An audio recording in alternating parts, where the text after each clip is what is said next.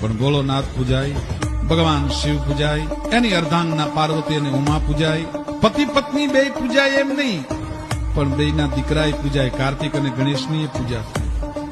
બે દીકરા પૂજાય એમય નહીં, પણ બે દીકરાની વહુય પૂજાય, બે દીકરાની પત્ની પૂજાય, ગણેશની પત્ની રિદ્ધિ અને સિદ્ધિની પણ પૂજા થાય. અને એકલી રિદ્ધિ ને સિદ્ધિની પૂજા થાય એમ નહીં, પણ એના દીકરા લાભ ને શુભય પૂજાય.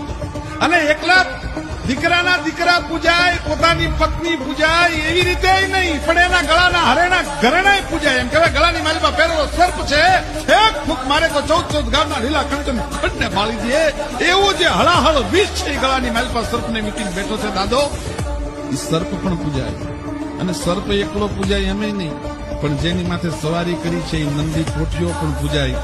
જેનું સમગ્રત્વ પૂજાતું હોય, જેના સમગ્રમાં એમ કહેવાય છે કે શુભત્વ અને શિવત્વ હોય, એને જ મહાદેવ કહેવાય, બીજાને મહાદેવ.